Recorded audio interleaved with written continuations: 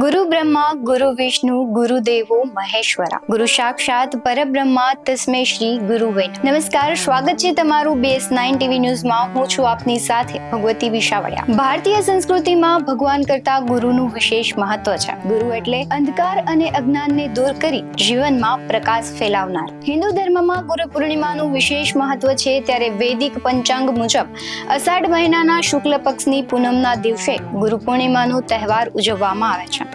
આ તિથિ અષાઢ પૂર્ણિમા, વ્યાસ પૂર્ણિમા અને વેદવ્યાસ જયંતિ તરીકે પણ ઓળખવામાં આવે છે. ગુરુ પૂર્ણિમા એટલે મહાભારતના રચયિતા કૃષ્ણદેવરાયન વ્યાસજીનો જન્મદિવસ. કહેવાય છે કે ગુરુ વિના જ્ઞાન નહીં, અર્થાત જીવનનું અંતિમ લક્ષ્ય મોક્ષ છે અને મોક્ષ પ્રાપ્ત કરવા માટે પ્રભુનું શરણ જરૂરી છે. ત્યારે પ્રભુનું શરણ ગુરુ વિના સંભવ નથી. આપણા સંસાર રૂપી સાગરમાં જીવનની નૌકાને પાર કરવા માટે ગુરુ એક માધ્યમ છે. ગુરુ પૂર્ણિમા આદિ અનાદિ કાળથી મનાવવામાં આવે છે. ત્યારે સનાતન વૈદિક હિન્દુ ધર્મમાં ગુરુ પરંપરા ભગવાન નારાયણે જ્યારે સૃષ્ટિનો આરંભ કર્યો ત્યારથી શરૂ થયેલી છે. નારાયણ જ આદિ ગુરુ છે અને નારાયણ જ વેદવ્યાસ થઈને પ્રગટ થયા માટે આને વ્યાસ પૂર્ણિમા કહેવામાં આવે છે. પ્રાચીન કાળની વાત કરવામાં આવે તો ત્યારે શિક્ષણ નિઃશુલ્ક હતું. એ સમયમાં ગુરુઓ પોતાના આશ્રમમાં શિષ્યોને તમામ પ્રકારનું શિક્ષણ પ્રદાન કરતા. તેની ગુરુ દક્ષિણા સ્વરૂપે શિષ્યો આ વ્યાસ પૂર્ણિમાએ પોતાની યથાશક્તિ દાન દક્ષિણા આપી ઋણમુક્ત થવાનો નમ્ર પ્રયાસ કરતા હતા. અન્ય ક્ષેત્રને બાદ કરતા સંગીત અને કલા ક્ષેત્રમાં આજે કળિયુગમાં પણ ગુરુ શિષ્યના સંબંધ એ સમય જેવા જ જોવા મળી રહ્યા છે. વેદવ્યાસજીના જન્મની જો વાત કરવામાં આવે તો તેમનો જન્મ યમુના નદીના દ્વીપમાં થયો હતો, માટે તેમનું નામ દ્વૈપાયન પડ્યું હતું. વધુમાં તેમના શરીરનો રંગ શ્યામ હોવાથી તેમનું નામ કૃષ્ણ દ્વૈપાયન પાડવામાં આવ્યું. તેઓએ સૌપ્રથમ વેદોના વિભાગ કર્યા હતા, તેથી તેઓ વેદવ્યાસ તરીકે ઓળખાયા હતા. વેદવ્યાસના પિતા મહામુનિ પરાશર હતા અને તેમની માતા સત્યવતી હતા. 4 વેદો અને મહાભારતના રચયિતા કૃષ્ણ દ્વૈપાયન વ્યાસજીનો જન્મ પૂર્ણિમાના દિવસે થયો હતો, તેથી પૂર્ણિમાને વ્યાસ પૂર્ણિમાના નામે પણ ઓળખવામાં આવે છે. મહર્ષિ વેદવ્યાસ વેદ શીખવનાર પ્રથમ હતા, તેથી તેમને હિન્દુ ધર્મમાં પ્રથમ ગુરુનો દરજ્જો આપવામાં આવ્યો હતો. જો કે મહાજ્ઞાની વેદવ્યાસજીના જન્મની વાત ખૂબ જ અદ્ભુત છે. વ્યાસજી નાની વયમાં જ માતાની આજ્ઞા લઈને તપસ્યા કરવા ચાલ્યા ગયા હતા. વ્યાસજી સંસ્કૃતના પ્રખંડ વિદ્વાન પણ હતા. તેમણે 4 વેદો, મહાભારત સહિત અનેક મહાન ગ્રંથોની રચના કરી છે. આ સાથે કૃષ્ણ દ્વૈપાયન મહર્ષિ વેદવ્યાસજીને ભગવાન વિષ્ણુના અંશાવતાર પણ કહેવામાં આવે છે. વધુમાં ગીતામાં શ્રી કૃષ્ણએ પણ કહ્યું છે કે મુનિઓમાં હું વ્યાસ છું, તેથી ગુરુ પૂર્ણિમાના દિવસે જ વેદવ્યાસજીની ખાસ પૂજા કરવામાં આવે છે.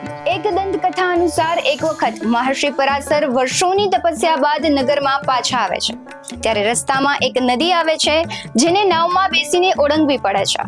તેથી મહર્ષિ નાવની શોધમાં આગળ વધે છે, જ્યાં મહર્ષિ પરાશરને નાવ સાથે એક રૂપવતી કન્યા મત્સ્યગંધા મળે છે, જે મહર્ષિને નાવમાં બેસાડી સામા કિનારે લઈ જવા તૈયાર થાય છે. જો કે આ કન્યાના નામ મુજબ જ તેના શરીરમાં માછલીની ગંધ આવતી હતી.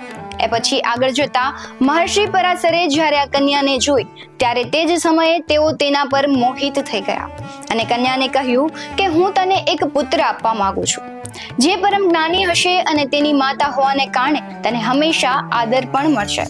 ત્યારે કન્યાએ કહ્યું કે હું કુંવારી છું અને એવામાં મારા માટે માં બનવું યોગ્ય નથી. વળી મારા શરીરમાંથી માછલીની પણ ગંધ આવે છે, માટે હું તમારી પાસેથી પુત્ર મેળવવા યોગ્ય નથી. કન્યાની વ્યવસ્થા જોઈ મહર્ષિએ પોતાના તપોબળથી મત્સ્યગંધાને સુગંધા બનાવી દીધી અને મહર્ષિએ કહ્યું કે પુત્રને જન્મ આપ્યા પછી તમારું કૌમાર્ય ભંગ નહીં થાય. એ પછી મત્સ્યગંધાએ ગર્ભ બંધાય છે અને અષાઢી પૂર્ણિમાના દિવસે એક પરમ જ્ઞાની પુત્રને જન્મ આપે છે. આ પુત્ર બીજું કોઈ નહીં પરંતુ મહર્ષિ વેદવ્યાસજી હતા. વ્યાસજી જન્મથી જ શ્યામ વર્ણના હોવાથી એક દ્વીપ પર જન્મ્યા હોવાથી તેઓ કૃષ્ણ દ્વૈપાયન પણ કહેવાયા. ગુરુ પોતાના આચરણ દ્વારા શિષ્યની જિંદગીનું ઘડતર કરે છે અને ગુરુને આચાર્ય પણ કહેવામાં આવે છે. આચાર્ય દેવો ભવ ગુરુનું મહાત્મ્ય પણ આપણા પુરાણોએ ખૂબ જ વર્ણવ્યું છે. હિન્દુ ધર્મમાં ગુરુને ભગવાનનો દરજ્જો આપવામાં આવ્યો છે. આ વર્ષે ગુરુ પૂર્ણિમા એટલે કે 20 જુલાઈને શનિવારના સાંજે 5:59 પૂનમની તિથિ બેસી ગઈ છે અને તેનું સમાપન 21 જુલાઈના રોજ બપોરે 3:46 થશે. ઉદય તિથિથી માન્ય હોવાને કારણે અષાઢ પૂનમ ગુરુ પૂર્ણિમા તરીકે ઓળખવામાં આવશે. આ વર્ષે ગુરુ પૂર્ણિમાના દિવસે ઘણા યોગનું પણ મિલન થઈ રહ્યું છે અને આ દિવસે સર્વથા સિદ્ધિ, રવિ, પ્રીતિ અને વિષમ કુંભ યોગ પણ રહેશે. ગુરુ ગોવિંદ દોનો ખડે કિસકો લાગુ પાઈ, બલહારી ગુરુ આપકી ગોવિંદ દિયો બતાઈ. અર્થાત ગુરુની મહત્તા ગોવિંદ કરતા પણ વધારે છે, કેમ કે ગુરુએ આપેલા જ્ઞાન મારફતે યોગ્યતા પ્રાપ્ત કરીને જ શિષ્ય પ્રકાશમાન દીપક સમાન પરમાત્મા સુધી પહોંચીને એની ઝાંખી કરે છે. ગુરુની ભૂમિકા ભારતમાં ફક્ત આધ્યાત્મ કે ધાર્મિકતા સુધી જ સીમિત નથી રહી. દેશ પર રાજનીતિક વિપદા આવે ત્યારે ગુરુએ દેશને યોગ્ય સલાહ આપીને મુશ્કેલીમાંથી ઉગાર્યો છે. અર્થાત પ્રાચીન સમયથી જ ગુરુએ શિષ્યનું દરેક ક્ષેત્રમાં વ્યાપક માર્ગદર્શન કર્યું છે. તેથી ગુરુનો મહિમા માતા પિતાથી પણ ઉપર છે. એકલવ્યએ ગુરુ દ્રોણાચાર્યને ગુરુ માન્યા હતા અને તેમની મૂર્તિ સામે મૂકીને ધનુર્વિદ્યાના પાઠ શીખ્યો હતો. અને જ્યારે ગુરુ દક્ષિણામાં તેનો અંગૂઠો માંગી લીધો ત્યારે વિના સંકોચે આપી પણ દીધો હતો. નહીતર અર્જુન કરતા એકલવ્ય ઇતિહાસમાં એક મોટો બાણાવડી ગણાતો હોત. ગુરુ માટે કેટલો મહાન ત્યાગા કહેવાય.